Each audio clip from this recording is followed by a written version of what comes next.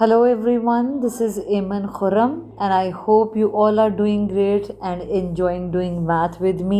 हम कर रहे हैं Think New Syllabus Mathematics 8th edition Book 1 D1. Today we will start chapter 9. हम एक्सरसाइज 9A से स्टार्ट करेंगे और 9A चैप्टर जो है is all about ratio and rate. 9A में रेशो के क्वेश्चंस हैं, तो हम पहले ये देखेंगे कि रेशो क्या चीज़ है और फिर हम डिफरेंट क्वेश्चंस भी इसमें करेंगे। इस वीडियो में मैं क्वेश्चन नंबर 1 से लेकर क्वेश्चन नंबर 4 तक काम करूँगी। सबसे पहले हम ये देखते हैं कि रेशो है क्या चीज़। Ratio is a term that we use to make a comparison between two things but these two things should be of same kind. जैसे हम अगर किसी क्लास की एग्ज़ाम्पल लें तो हम बॉयज़ की रेशो गर्ल्स में देख सकते हैं कि किसी भी क्लास में कितने बॉयज़ स्टूडेंट्स हैं और कितनी गर्ल्स स्टूडेंट्स हैं। So we are making comparison between students and students. Their gender is different but they all are students.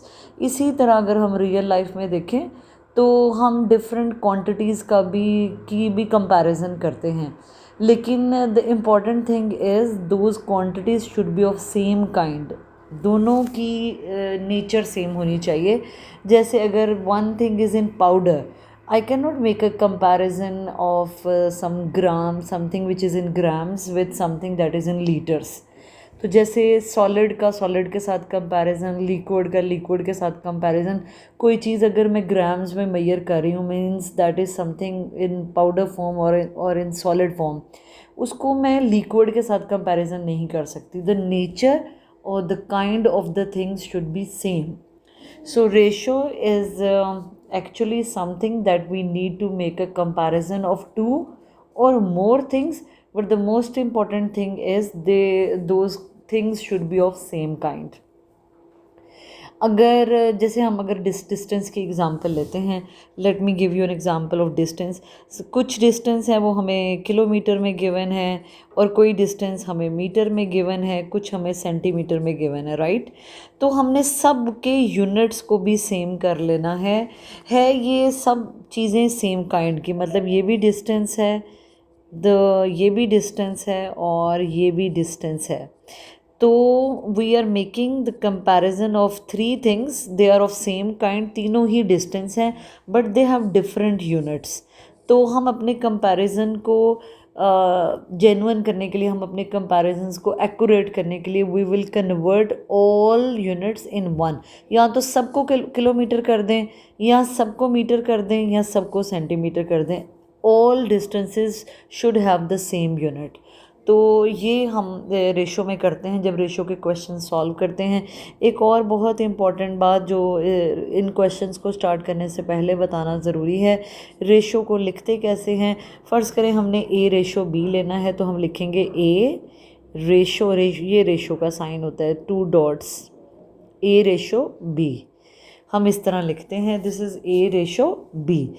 Ratio में जो सीक्वेंस है नंबर्स का, या जो वो बहुत इम्पॉर्टेंट होता है। A ratio B means A will come first and B will come later. अगर आप इसकी तरतीब बदल देते हैं, बी को पहले लिख देते हैं और ए को बाद में लिख देते हैं, तो question will be absolutely be wrong, right. वो क्वेश्चन बिल्कुल गलत हो जाएगा, रेशो ख़राब हो जाएगी। So it is important to take care of this thing कि विच थिंग या विच क्वांटिटी और which thing will come first and which will come later. तो ये ध्यान रखना बहुत इम्पॉर्टेंट है। सेकेंड इम्पॉर्टेंट बात ये है कि रेशो को हम फ्रैक्शन की तरह भी लिख सकते हैं। ए रेशो बी मतलब ए ओवर बी भी हो सकता है। रेशो को फ्रैक्शन की तरह भी लिखा जा सकता है। ए पहले आया है तो A will become the numerator, फिर रेशो का मतलब fraction, and B is coming later, so B will be the denominator. तो इम्पॉर्टेंट बात ये है कि रेशो को इस तरह लिखना है। रेशो में तरतीब बहुत इम्पॉर्टेंट है, जो चीज़ पहले आए वो पहले लिखेंगे, या जिसका ज़िक्र पहले हो वो पहले आएगा और दूसरे का बाद में हम लिखेंगे। इसी तरह हम रेशो को फ्रैक्शन की तरह भी लिख सकते हैं। तो ये कुछ बातें हैं जो इम्पॉर्टेंट थी क्वेश्चन सॉल्व करने से पहले, वो पता होनी ज़रूरी थी। ये सारी चीज़ें ये सारे कॉन्सेप्ट्स हम आगे क्वेश्चन सॉल्व करते हुए यूज़ करेंगे। अगेन एक दफ़ा री इन्फोर्स कर दूं कि रेशो क्या चीज़ है. Ratio is the comparison between two or more things, but all those things should be of the same kind. तो उनकी काइंड सेम होनी चाहिए. चले जी, क्वेश्चन नंबर 1 से हम स्टार्ट करते हैं. This is exercise 9A and I am going to start question number 1. Question number 1 में वो कह रहे हैं there are 14 boys and 25 girls in a school badminton team. एक स्कूल की बैडमिंटन टीम है जिसमें 14 बॉयज़ हैं और 25 गर्ल्स हैं. ओके, तो फाइंड द रेशो. हमें रेशो फाइंड आउट करनी है. The number of boys to the number of girls. पहले किसका जिक्र हुआ है? बॉयज़ का. So boys will come first and girls will come later, ratio को जब हम लिख रहे होंगे. तो हम सबसे पहले देखते हैं कि बॉयज़ कितने हैं. सो बॉयज़ आर 14. ठीक है, number of boys, you can say that number of boys. And number of girls कितनी हैं? 25. ठीक है. अब उन्होंने हमें फर्स्ट पार्ट में कहा है हमें रेशो फाइंड आउट करनी है the number of boys to the number of girls. तो हमें बॉयज़ पहले लिखना है, रेशो गर्ल्स फाइंड आउट करनी है. बॉयज़ हैं 14 और गर्ल्स हैं 15. ये हमने लिख तो दिया. अब हमने देखना है कोई ऐसा नंबर है जो इन दोनों को एक ही वक्त में सिंप्लीफाई कर दे. So there is no number because 14 is divisible by 2 लेकिन 25 नहीं है. 25 इज़ डिविजिबल बाय 5 लेकिन वो 14 को डिवाइड नहीं करता. तो कोई भी ऐसा नंबर नहीं है जो 14 और 25 दोनों को एक ही वक्त में सिंप्लीफाई कर दे. So this will be the answer. Pretty simple. तो क्या है बॉयज़ और गर्ल्स की ratio? 14 ratio 25. Now we will do the second part. In second part वो कह रहे हैं the number of girls to the total number of players in the team. तो गर्ल्स की रेशो निकालनी है हमने विद टोटल प्लेयर्स के साथ. टोटल प्लेयर्स में बॉयज़ भी आएंगे और गर्ल्स भी आएंगी. और यहाँ मैं लिखती हूँ, ये देखें, टोटल प्लेयर्स. टोटल प्लेयर्स हमारे इसमें बॉयज़ और गर्ल्स दोनों हैं. तो 14 बॉयज़ थे और 25 गर्ल्स थी. I will add these two and my answer will be 39. इसका मतलब है बैडमिंटन टीम में टोटल प्लेयर्स कितने हैं? 39.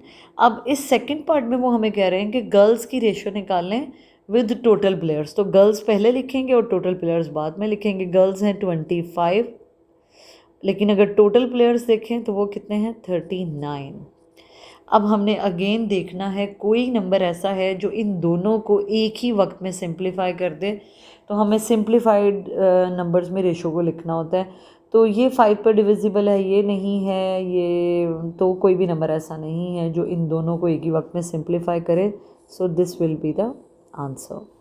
That's it, how simple this question is. Now we will start doing the question number 2. Question number 2 में वो कह रहे हैं simplify each of the following ratios. उन्होंने हमें डिफरेंट पार्ट्स दिए हैं, हमें उसको सिंप्लीफाई करना है. ये बहुत इंपॉर्टेंट क्वेश्चन भी है और बहुत इजी क्वेश्चन भी है. So I will start with the A part. A part में 3/8 की रेशो है 9/4 के साथ. अब इसमें हमें होल नंबर्स नहीं दिए हुए. क्वेश्चन नंबर 1 में अगर देखें तो हमारे पास होल नंबर्स थे और अगर कोई टेबल इनको सिंप्लीफाई कर सकता होता कोई नंबर तो हम इसको ज़रूर कर देते, लेकिन कुछ भी नहीं कर रहा था तो हमने इसलिए वही आंसर आ गया. क्वेश्चन नंबर 2 में जो हमें वो नंबर्स दिए हैं उनकी नेचर डिफरेंट है. अब वो होल नंबर्स नहीं हैं, अब वो फ्रैक्शंस हैं और कुछ हमें डेसिमल्स दिए हैं. हमने अब ये लर्न करना है कि फ्रैक्शन में रेशो को कैसे सिंप्लीफाई करते हैं और डेसिमल्स में भी रेशो को कैसे सिंप्लीफाई करते हैं. तो सबसे पहले इसके बहुत सिंपल तरीके भी हैं लेकिन आई will go with that method जो आप हर 2 रेशो के लिए भी यूज़ कर सकते हैं और मल्टीपल रेशोज़ भी अगर आपने फाइंड आउट करनी है, मल्टीपल फ्रैक्शंस में भी अगर आपने रेशो फाइंड आउट करनी है तो वहाँ भी यूज़ कर सकते हैं. तो हम क्या करेंगे, सबसे पहले हम इनके डिनोमिनेटर सेम कर लेंगे.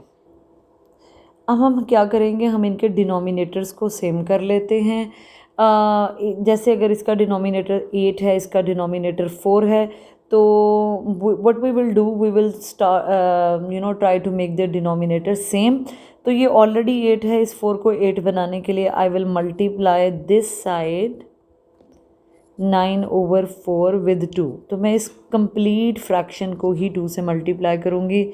ये हो जाएगी 3/8 रेशो 18/8. अब दोनों के डिनोमिनेटर सेम है. अगर फ्रैक्शंस के डिनोमिनेटर सेम हो जाएं तो वो कैंसिल आउट हो जाएंगे. तो इसका मतलब डिनोमिनेटर विल कैंसिल आउट और हमारे पास सिर्फ न्यूमरेटर आ जाएगा 3/18. राइट, हमने डिनोमिनेटर सेम किए ताकि दोनों फ्रैक्शंस इक्वलेंट हो जाएं. जैसे ही दोनों फ्रैक्शंस इक्वलेंट होंगी हम उनको उनके डिनोमिनेटर्स को कैंसिल आउट कर देंगे and we will only find the ratio और the simplify ratio between the numerators. अब 3 और 18 हमारे पास बचे. We can see that both numbers are divisible by 3. So 3 1s are 3 and 3 6 18. Now 1 और 6 फर्दर सिंप्लीफाई नहीं हो सकते, इसलिए हमारा आंसर आएगा 1/6. Clear? Now what we will do, we will go for the B part. अब बी पार्ट में again उन्होंने हमें रेशो दी है 1/3/7. तो हम क्या करेंगे, अब हम 1 के नीचे हमारे पास कोई डिनोमिनेटर नहीं है, सो वी विल अज्यूम कि it has 1 as a denominator. अब हमें अगेन इनके डिनोमिनेटर फ्रैक्शंस के सेम करने हैं, मतलब इन फ्रैक्शंस को इक्वलेंट करना है.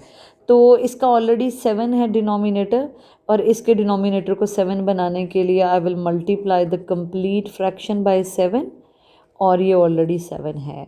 सो इसको किसी से मल्टीप्लाई नहीं करेंगे. It will B 7/7, it will B 3/7. Now दोनों के डिनोमिनेटर सेम हो गए, मतलब कैंसिल आउट हो गए. इसमें एक चीज़ इंपॉर्टेंट है, हमें न्यूमरेटर सेम नहीं करने, हमें डिनोमिनेटर सेम करने हैं ताकि वो फ्रैक्शंस इक्वलेंट हों. मतलब उनकी जो उनके डिनोमिनेटर्स हैं वो सेम हों. तो 7 और 7 जब उनके डिनोमिनेटर सेम हो जाएंगे हम उनको कैंसिल आउट कर देंगे और हमारे पास नंबर बचा सिर्फ 7 और 3. सो 3 और 7 दोनों ही प्राइम नंबर्स हैं और एक टेबल पे नहीं जाएंगे, किसी भी एक नंबर पर डिविजिबल नहीं होंगे. So this will be the answer of the B part. Now we will do the C part. और सी पार्ट में हमारे पास नंबर है 0.45 रेशो 0.85. ये दोनों डेसिमल नंबर्स हैं. अब हमने फ्रैक्शंस में सीखा कि पहले ए और बी पार्ट में हमने फ्रैक्शन में सीखा कि हमने रेशो को कैसे सिंप्लीफाई करना है. और मैंने आपको बताया कि इन फ्रैक्शंस यू विल इक्वलाइज और you will make the denominator same. जैसे ही उनके डिनोमिनेटर सेम होंगे we will cancel out the denominators और न्यूमरेटर के दरमियान रेशो आ जाएगी और उसको हम सिंप्लीफाई करेंगे. डेसिमल्स के साथ काम करना भी इज़ वेरी वेरी सिंपल. सबसे पहले we will remove their decimals. अगर 0.45 का मैं डेसिमल ख़त्म करूं तो ये देखें कि this is the whole number 0. ये decimal this number 4 is at the 10th place and 5 is at the 100th place. So if I remove the decimal this number will become 45/100. Right इसी तरह ये नंबर भी 100th place तक है, 10th place 100th place. और अगर मैं इसका डेसिमल रिमूव करूँ I will have 100 in the denominator. तो सबसे पहला स्टेप ये है कि मैंने डेसिमल्स को फ्रैक्शन में कन्वर्ट किया. राइट जैसे ही मैंने फ्रैक्शन में कन्वर्ट किया now rest of the process we know we will make the denominator same. लेकिन इसमें we already have the same denominators तो वो कैंसिल आउट हो जाएंगे और हमारे पास सिर्फ ये कैंसिल आउट हो गया और हमारे पास क्या रह गया 45/85. अब हमने देखना है कि कौन सा नंबर है जो इन दोनों को एक ही वक्त में सिंप्लीफाई कर दे. तो हम वो नंबर 5 लेते हैं. Let's say we will divide both numbers by number 5. 5 9s are 45 and 5 1s are 5 5 7s are 5 17s are 85. Now 17 is a prime number so 9 तो 3 पर डिविजिबल है अगेन. लेकिन 17 3 पर डिविजिबल नहीं है। 17 सिर्फ 17 के टेबल में आएगा, 17 के टेबल में 9 नहीं आएगा। तो कोई भी नंबर ऐसा नहीं है जो इन दोनों नंबर्स को फर्दर एक ही टाइम पे सिंप्लीफाई कर सके। So this will be our answer and our answer is 9:17। Now we will do this part again. सबसे पहला स्टेप, डेसिमल को फ्रैक्शन में बदलें, और फ्रैक्शन के बाद जब हमने उनके डिनोमिनेटर सेम करने हैं, और जब डिनोमिनेटर सेम हो जाएंगे तो वो कैंसिल आउट हो जाएंगे। We will use the same thing here. 1.6 this number is going up to 10th place. तो अगर मैं इसका डेसिमल ख़त्म करूँ, इट विल बी 16/10, और इसका तो कोई डिनोमिनेटर ही नहीं है, so we will consider it will be 1. Now what we need to do, we need to make the denominator same. So what I am going to do, I will not multiply this side by any number because it has 10 as a denominator, और यहाँ मेरे पास 1 है, तो 1 को 10 बनाने के लिए I will multiply this complete fraction by 10. So this is 16/10 and this is 40/10, right? So 10 are equal now, they will cancel out each other. We will have only 16 or 40, right? अब हम क्या करेंगे, we will divide both numbers by some table. हम इन दोनों को 2 से भी divide कर सकते हैं, और तब तक करते रहेंगे जब तक कि हमारे पास सिंप्लीफाइड आंसर ना आ जाए। हम इन दोनों को 4 से भी डिवाइड कर सकते हैं, और हम इन दोनों को 8 से भी डिवाइड कर सकते हैं। सो 8 2 is 16, 8 5 is 40. अब फर्दर 2 और 5 को फर्दर सिंप्लीफाई एक टेबल नहीं कर सकता, सो 2 और 5 will be the answer. So here we are done with all parts of question number 2 A B C and D. Again मैं बता दूं, ये फ्रैक्शन में हमने सिंप्लीफाई करना सीखा, रेशो में रेशो को भी फ्रैक्शन में बदल देंगे, और फ्रैक्शन में डिनोमिनेटर को सेम करना है। जैसे ही डिनोमिनेटर सेम हो जाएंगे they will cancel out each other, और फिर हम न्यूमरेटर्स में सिंप्लीफाई कर लेंगे रेशो को. So this question was pretty easy but at the same time very important. Now we are going to do question number 3. तो क्वेश्चन नंबर 4 को ज़रा नीचे ले जाते हैं. Question number 4, this is not your place, please go down. So या let's start doing question number 3. Question number 3 में they are saying find the ratio of 1.5 metre to 300 centimetre. ये क्वेश्चन बहुत इम्पॉर्टेंट है, बहुत इम्पॉर्टेंट है. इसमें दोनों, ये देखें, जैसे मैंने इस वीडियो के स्टार्ट में बताया कि रेशो का मतलब होता है कंपैरिजन करना दो या दो से ज़्यादा चीज़ों का, बट दोज 2 और more things should be of same kind. तो ये दोनों हैं तो डिस्टेंस, क्योंकि डिस्टेंस का यूनिट ही है ना मीटर और सेंटीमीटर, लेकिन इनके यूनिट भी सेम होने चाहिए. So important thing is metre और सेंटीमीटर, या तो दोनों को मीटर में होना चाहिए या दोनों को सेंटीमीटर में होना चाहिए. व्हाट आई डू यूजुअली, मैं दोनों को स्मॉलर यूनिट में ले जाती हूँ. सो मीटर और सेंटीमीटर में, centimetre is the smaller one, तो मैं मीटर को भी सेंटीमीटर में चेंज करूँगी. एक मीटर में और सेंटीमीटर में, सेंट का मतलब 100, तो मीटर और सेंटीमीटर में कितना डिफरेंस होता है, 100 का. तो हम जब बड़ी क्वांटिटी को छोटी क्वांटिटी में चेंज करते हैं तो हम मल्टीप्लाई करेंगे गैप के साथ, और इनमें गैप है 100 का, तो मैं 100 से मल्टीप्लाई करूँगी. इसी तरह बी पार्ट में देखें, ये मिलीलीटर है और ये लीटर है. मिलीलीटर और लीटर, इन दोनों में मिलीलीटर स्मॉलर यूनिट है, तो मैं लीटर को भी किस में कन्वर्ट कर दूँगी, मिलीलीटर में. और 1 लीटर में 1000 मिलीलीटर होते हैं, इसलिए मैं इसको 1000 से मल्टीप्लाई करूँगी. इसी तरह ये सेंट है और ये डॉलर है, इनमें छोटा सेंट है, तो मैं इसको भी सेंट में ही कन्वर्ट कर दूंगी.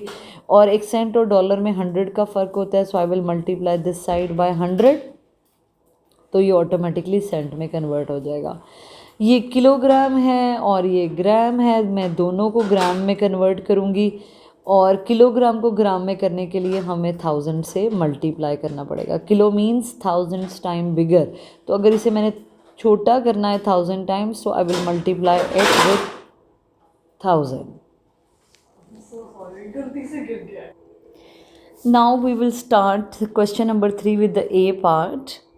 तो ए पार्ट में क्या करना है, 1.5 मीटर की रेशो फाइंड आउट करनी है 300 सेंटीमीटर के साथ. तो जैसे मैंने अभी एक्सप्लेन किया, दोनों को सेम यूनिट्स में होना चाहिए। तो सबसे पहले हम इसी तरह लिखते हैं 1.5 मीटर रेशो 300 सेंटीमीटर, राइट। तो मैंने बताया जैसे कि बड़े यूनिट को I will change into the smaller unit, so this is already in centimetre, तो इसको मैं 300 सेंटीमीटर ही रहने दूंगी, इसको मैंने कुछ नहीं करना। सबसे पहले 1.5, तो 1.5 को मीटर को सेंटीमीटर में बदलने के लिए I will multiply it with 100। जैसे ही मैं इसको 100 से मल्टीप्लाई करूँगी, ये भी किस में कन्वर्ट हो जाएगा, सेंटीमीटर में, ठीक है। सो 1.5 को हम 100 से मल्टीप्लाई करेंगे। अगर आपने इसका डेसिमल रिमूव करना हो 1.5 का, तो this number is going up to 10th place. तो अगर मैं इसका डेसिमल रिमूव करूं तो इट विल बिकम 15/10, ठीक है। 1.5 और 15/10 is one and the same thing. Metre को सेंटीमीटर में बदलने के लिए 100 से मल्टीप्लाई किया। ये सिर्फ डेसिमल से मैंने किस में कन्वर्ट कर दिया, फ्रैक्शन में, ताकि हमारे लिए कटिंग करना आसान हो जाए। This zero will get cancel with this zero. Now 15 when multiply with 10 it will become 150 centimetre and this is 300 centimetre. दोनों अब सेंटीमीटर में हैं, हमें बार बार लिखने की ज़रूरत नहीं। नाउ इट्स ऑब्वियस कि दोनों का यूनिट सेम हो गया है। सो 150 रेशो 300, दोनों के एंड पे 0 0 है, so it will cancel out. एक जैसा अगर हो तो वो कैंसिल आउट होता है। ये 15 रह गया और ये रह गया 30। Now both numbers we can simplify by number 15। मैं दोनों को 15 पे डिवाइड कर सकती हूँ, तो 15 1 ज़ 15 एंड 15 2 ज़ 30। तो हमारा आंसर आया 1:2 का। इसका मतलब है 1.5 मीटर की जब 300 सेंटीमीटर के साथ रेशो लेते हैं, the answer is 1:2। Clear? So it is very easy and but at the same time it's very important. Now we will do the second part, और सेकेंड पार्ट में 600 मिलीलीटर की ratio find out करनी है 1.2 litre के साथ। इसमें millilitre है और लीटर है, दोनों का यूनिट सेम होना चाहिए। मिलीलीटर यूनिट स्मॉल यूनिट है और लीटर बड़ा यूनिट है। सो what I will do, I will convert litre into millilitre. तो लीटर को भी मिलीलीटर में बदलना है, इसलिए 600 मिलीलीटर को तो मैं ऐसी तरह लिखूँगी 600 मिलीलीटर रेशो 1.2 को अभी मैं 1.2 ही लिखती हूँ। लीटर को मिलीलीटर में बदलने के लिए I will multiply it with 1000। Litre में 1000 मिलीलीटर्स होते हैं, 1 लीटर में 1000 मिलीलीटर्स होते हैं, इसीलिए मुझे इसको मिलीलीटर में कन्वर्ट करने के लिए I will multiply it with 1000। अब हमने क्या करना है, अब जैसे ही मैंने इसको 1000 से मल्टीप्लाई किया, ये भी मिलीलीटर ही बन गया लीटर से, राइट। अब मैंने क्या करना है, 1.2 का अगर मैं डेसिमल रिमूव करूँ तो ये 10th प्लेस तक जा रहा है, right. So I will have 10 in the denominator. 1.2 लिखूँ या 12/10 लिखूँ, this is one and the same thing. वो डेसिमल में है, वो फ्रैक्शन पे है, वैल्यू सेम है। अब this zero will get cancel with this.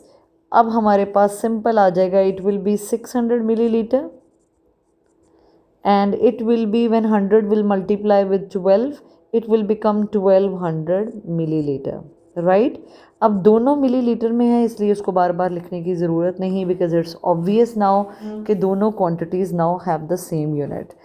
It is 600, this is 1200, it has 2 zeros in the hand, it has 2 zeros in the end, so I will cancel them out।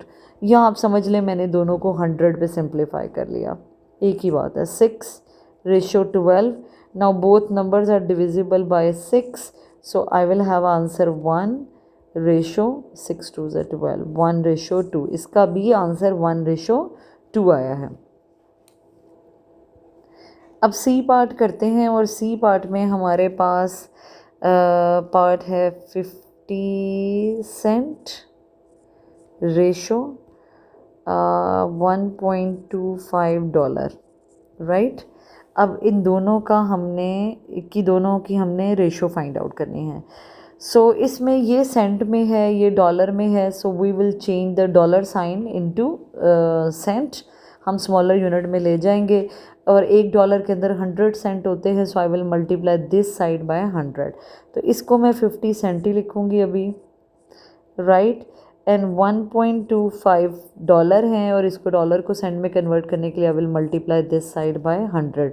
जैसे ही इसको 100 में से multiply करूँगी it will be into cent right now. So अब मैं इसका decimal remove करती हूँ। 1.25 is going up to 10th place, 100th place. तो अगर मैं इसका डेसिमल रिमूव कर दूँ तो इट विल बी 125/100, राइट। 100 से कट जाएगा। अब मेरे पास इधर है 50 सेंट और इधर है मेरे पास 125 सेंट, राइट। अब दोनों सेंट सेंट हैं, so need not to write it again. 50/125, both numbers are divisible by 5। 5 से भी डिविजिबल है तो हम करते जाएंगे, तब तक करते जाएंगे जब तक ये सिंप्लीफाई नहीं हो जाता। I am dividing it with number 25 ताकि क्विक आंसर आ जाए। 25 2s are 50 and 25 5s are 125. Both numbers are divisible by 25. So after that it will not be further divisible. So here 2 or 5 will be my answer, right? So 50 cent और 1.25 dollar में जो ratio आई है वो हमारी आई है 2:5। Now this is the D part और इसमें 2.4 kg की रेशो हम फाइंड आउट करेंगे विद 4000 ग्राम्स।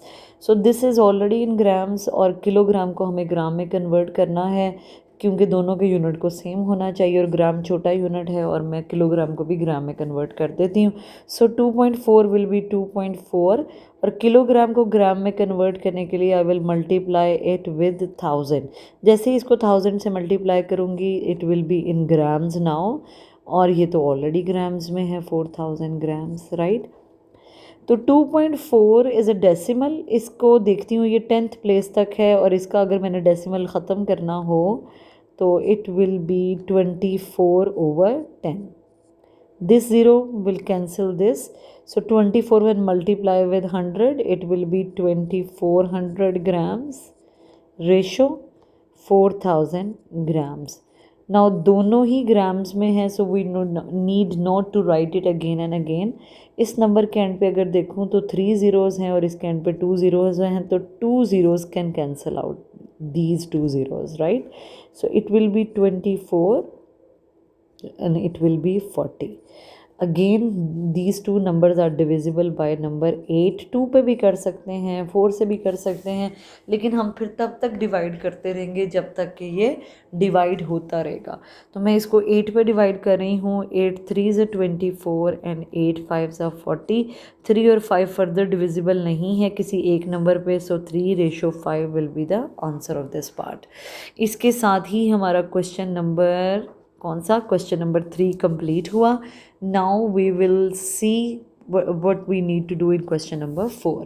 क्वेश्चन नंबर 4 बहुत आसान है और इसमें ए पार्ट में देखते हैं पहले वो क्या कह रहे हैं। वो कह रहे हैं कि find the value of A if A ratio 400, A ratio 400 equal हो 6:25 के। इस क्वेश्चन को भी करने के डिफरेंट तरीके हैं लेकिन मैं कोशिश करूँगी कि सिंपलेस्ट तरीके से क्वेश्चन करवाऊँ। जैसे मैंने अपनी वीडियो के स्टार्ट में एक्सप्लेन किया था कि रेशो को हम फ्रैक्शन की तरह भी लिख सकते हैं, so we will use that concept in this question.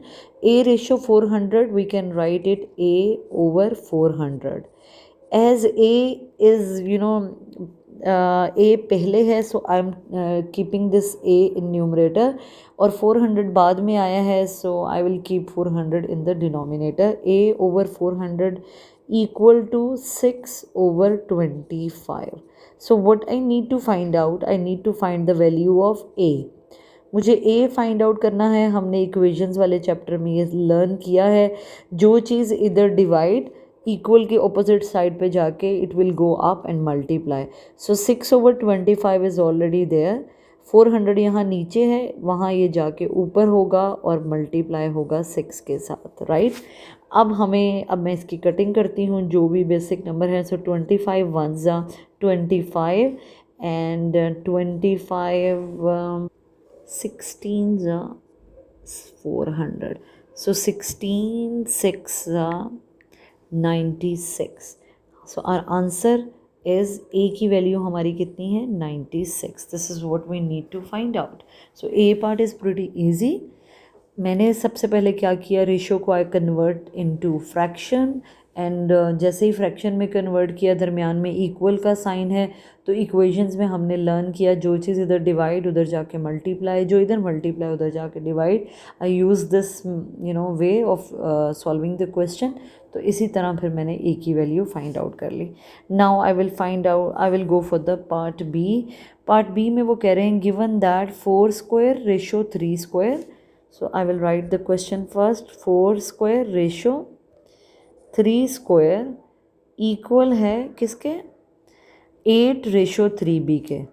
8 ratio 3b के, और हमें b की वैल्यू फाइंड आउट करनी है. बहुत आसान. सबसे पहले हम इसको फ्रैक्शन की तरह लिखेंगे.